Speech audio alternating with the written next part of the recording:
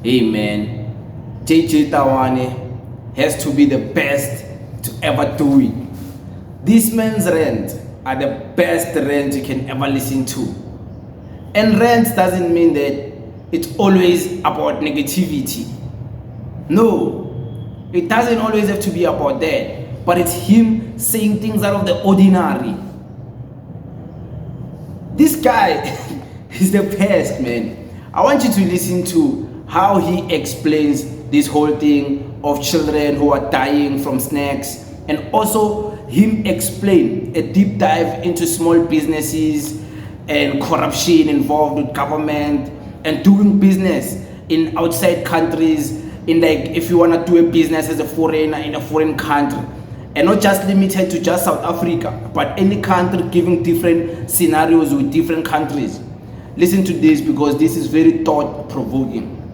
We're focusing really on the crisis that has befallen Gauteng in particular, but also beginning to slip out in other parts of the country. We had some students in the Free State and in the Western Cape also suffering the same thing. People eating poison from from food, from shops, it seems. And over the weekend, the Gauteng government sitting down to look at what could be done, stakeholders gathering to talk about what could be done. But of course, as I had said before, it is inexplicable, and I hope that my guest here, Mpanawa, who is the acting head of department in the Department of Economic Development, will tell me how they explain this. And he's got to explain to me why is it that we've got 25 deaths now, but in fact this follows many deaths that happened last year, and with nothing happening in as far as getting to the bottom of it. Now there's a frenzy. The Minister of Health was here the weekend saying that there's going to be a report that comes out of laboratories that will finally tell us not only what has caused these deaths with a measure of certainty, but what needs to be done to sort out that particular issue. We see now that the health inspectors, the JMPD, there's some inspections happening, which I think is a welcome development. I think we need to be able to say that. It's something that should have been happening anyway, because if outlets that are dishing out food that is of a poisonous nature, you would expect that the government that cares would have systems in place where they go and inspect. First of all, to give those people who are selling proper licenses that force them to comply with things like expiry dates. I mean, if you go into some of the spaza shops, you'll find that some of the food is not even labeled. Forget about the fact that it has an expiry date. Some of it don't even have an expiry date. We are told by some of the investigative journalism that's been happening around this issue that some of the spaza shop actually manufacture their own labels. They manufacture them and they write whatever date they like on those labels. I mean, it's a center of chaos. But at the same time, you're talking here about a government that's telling us about township economy. And that's what I would like to discuss, to say, how do you strike a balance between ensuring that township economy is not slowed down, but at the same time you make sure that our children are safe? A decision has been made, for example, to stop the sale at the point of outside schools or outside school fences where kids buy snacks and so on. And we've seen that maybe some of the kids that have passed away having consumed food from those particular areas. So that's our conversation here tonight. You can give us a ring as well. I think this is an issue that requires all of us as a nation to put our heads together to say what we're going to do. Hopefully, at some point, the president will break his silence and tell us at the level of a union building what's going to be done. There were some mutterings about whether there should be a state of emergency. I don't know how that will look like, but it looks like it's a crisis. Just today, 2 more kids died, and of course that still has to be confirmed, but it looks like it's a daily occurrence now. I mean, we are now at 25 deaths. Now one wonders how many children have to die before drastic action is taken, and one hopes that we can hear from the head of state very soon, because he's been pretty quiet. Maybe I don't diplomacy, because that's what the South African government knows. They know how to keep quiet sometimes about some of this. Even if a crisis is staring them in the face, like what's happening in Mozambique, where already 26 people have died there.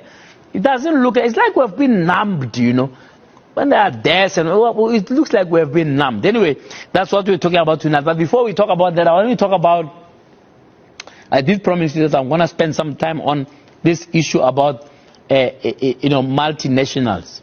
A couple of years, for those of you who are old enough, you would remember when there was a discussion about BEE charters. And some of you won't even know what that means, because all you know is that BE has failed, it's terrible, it's for the elites and so on. There's no analysis about BE. So let's go back 20 years ago, when there was a buzz about change in this country.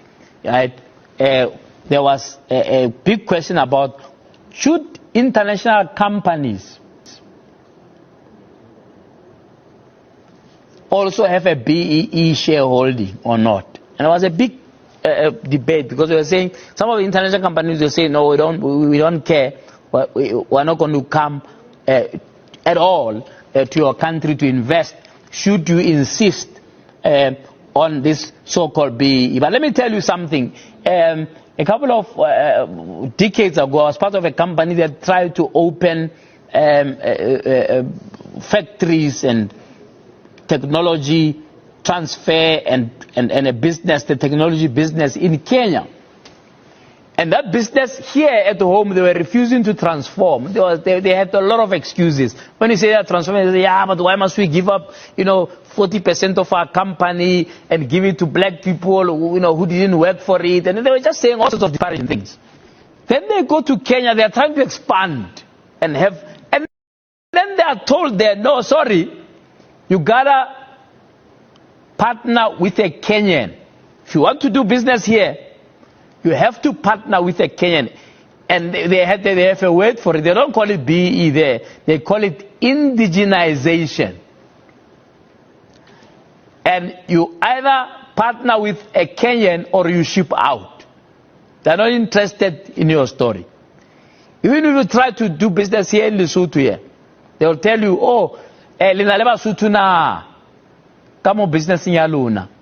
It's called indigenization. It's not unique to South Africa. Sometimes South Africans have this so-called exceptionalism. You think you are special, and you're not.